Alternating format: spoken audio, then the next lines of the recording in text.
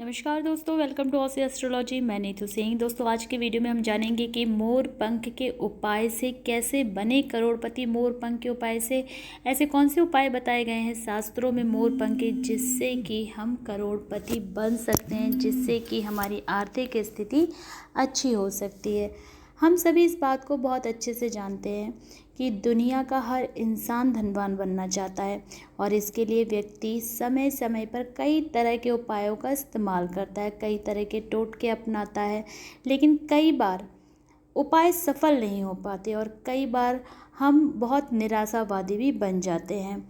जिन्हें चलिए आज मैं आपको इस वीडियो में कुछ ऐसे उपाय बताऊंगी मोर पंख से जुड़े हुए, जिन्हें अपनाकर आप अमीर बन सकते हैं। आइए जानते हैं वो उपाय। कहा जाता है मंदिरों में या घरों की तिजोरी में एक ऐसी चीज़ है जिसे रखने से लक्ष्मी मैया खुश हो जाती हैं और आप पर मेहरबान हो जाती हैं। जी हाँ, अगर शास्त्र की माने तो मोर पंख को अगर तिजोरी में रख दिया जाए, जहाँ भी आप तिजोरी रखते हैं, तिजोरी में आप मोर पंख रख दें तो अमीर बनने के रास्ते खुल जाते हैं। इसी के साथ अगर मोर पंख में गुलाब का इत्र लगाकर उसको घर की तिजोरी में रख दें या फिर व्यापार की तिजोरी में, जहाँ भी आपकी दुकान है वहाँ आपकी तिजोरी आप उसमें रख दें, तो पैसा आने के सभी रास्ते खुल जाते हैं। कहीं ना कहीं से पैसा ज़रूर आता है। अगर पैसे की दिक्कत भी है तो वो दिक्कत धीरे धीरे ख़त्म होने लगती है। साथ ही अगर आप जल्द से जल्द अमीर बनना चाहते हैं तो मोर पंख को सफ़ेद रेशमी वस्त्र में बांधकर तिजोरी में रख दें। इससे आप जल्द से जल्द अमीर बन जाएंगे।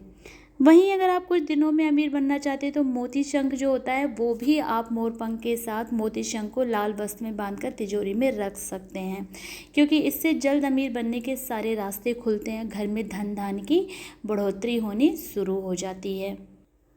मोर पंख को हिंदू धर्म में पवित्र वस्तुओं में से एक माना जाता है। मोर पंख को वास्तु शास्त्र और ज्योतिष में बहुत ही महत्व स्थान दिया गया है। इसे सही जगह सही तरीके से रखा जाए तो कई तरह के लाभ मिलते हैं।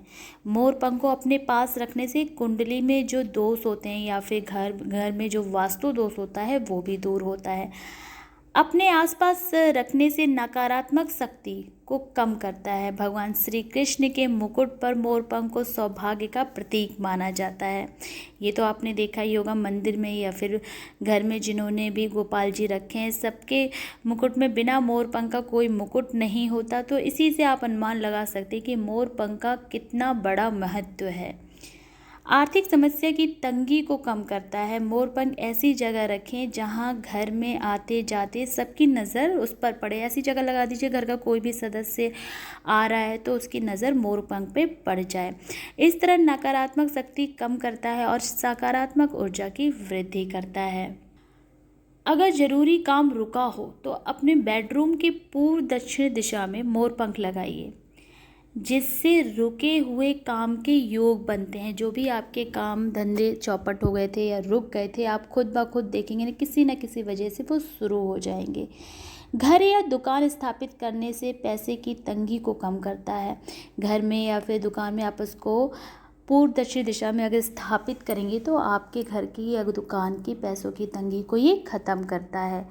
जो कोई मोर पंख अपने पास रखता है उससे काम में, उसके सारे काम में उसकी किस्मत खुलती है। मोर पंख को अपने पॉकेट या डायरी में रखने पर राहु के दोष, जो आपकी कुंडली में अगर राहु बुरे दोष बुरे परिणाम आपको मिल रहे हैं तो वो धीरे धीरे दूर होते चले जाते हैं। मोर पंख को शुभ दिन चुनकर लगाएं तो ये बहुत ही शुभ माना जाता है। अगर आपके बच्चे बहुत ज़िद्दी हैं, आपकी बात नहीं मानते हैं, आप लाख समझाते हैं फिर भी वो ज़िद करते हैं, तो कोई बात नहीं, आप कुछ मत कीजिए। उनके जो बेड है, जहाँ भी वो सोते हैं, वहाँ पे उनके बेड के नीचे, उनके गद्दे के नीचे मोर पंख रख दीजिए। इससे क्या होगा कि उनका उनका जो जिदपना है, जो जिद करते हैं, वो धीरे धीरे वो ज़िद्दी कम होते चले जाएंगे, जिदपना उनका ख़त्म होता चला जाएगा और इससे आपके बच्चों को नज़र भी नहीं लगेगी। अगर आपको कोई दुश्मन बहुत ज़्यादा परेशान कर रहा है, दुश्मनों से आप परेशान हैं, कभी कभी क्या होता है बेवजह दुश्मन पीछे पड़े रहते हैं, बेवजह ज़िंदगी हराम किए रहते हैं। बहुत सारी कहते हैं ना कि हम नहीं चाहते कि हमारी लाइफ में कोई इंटरफेयर करे या हमें कोई परेशान करे, हम नहीं करते हैं, लेकिन सामने वाला बार बार पता नहीं क्यों ऐसा होता है, बहुत लोगों के साथ होता है। अगर आपको भी दुश्मन परेशान कर रहे हैं तो आपको क्या करना है, ट्यूसडे या फिर सैटरडे को हनुमान जी की प्रतिमा के मस्तक पर सिंदूर से मोर पंख पर शत्रु का नाम लिख दीजिए और घर के मंदिर में रात भर रखकर सुबह बिना नहाए मोर पंख को बहते हुए पानी में बहा दें। आप देखेंगे कि शत्रु आपका मित्र बन जाएगा और जो आपको परेशान कर रहा था वो परेशान करना बंद कर देगा। जिन लोगों की कुंडली में काल सर्प योग है तो वह अपने पिल्लों के कवर में 7 मोर पंख मंडे को डालकर तकिए में रख दीजिए और उसी तकिए को प्रयोग में लाइए, यानी वही तकिया आपको सोते टाइम लगानी है। चलिए आपको करोड़पति बनने के लिए एक और मैं मोर पंख का बहुत अच्छा सा उपाय बताती हूँ। करोड़पति बनने के लिए ज्योतिष के अनुसार जहाँ पर पूरा परिवार एक साथ बैठता है, जो भी आपके घर का जो भी कोई कमरा हो, लॉबी हो, ड्राइंग रूम हो, जहाँ पे परिवार के सदस्य सबसे ज़्यादा एक साथ टाइम स्पेंड करते हो, टाइम बिताते हो, वहाँ पर मोर पंख रखने से व्यक्ति धीरे धीरे करोड़पति हो जाता है। मोर पंख के नियमित दर्शन करने से परिवार में सकारात्मक ऊर्जा बनी रहती है। धीरे धीरे घर का हर एक सदस्य कामयाब होता चला जाता है।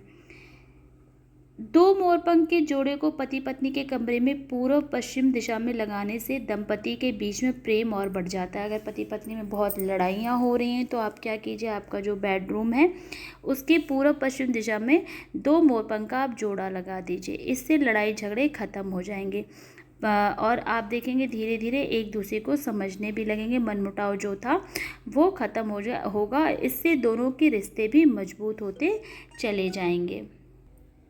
अगर आप चाहते हैं कि महालक्ष्मी आपके पास दौड़ी दौड़ी चली आए तो एक मोरपंख घर के मुख्य द्वार पर ज़रूर लगा दें और आप उस मोरपंख को नीचे से काट भी सकते हैं।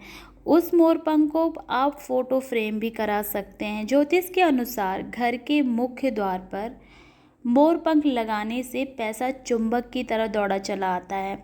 दुकान में भी आप मोरपंख लगा सकते हैं। अपनी दुकान की जो मेन गेट है उसके ऊपर भी आप मोरपंख लगा सकते हैं। आप देखेंगे कि धन धान्य की धीरे धीरे बढ़ोतरी होती चली जाएगी।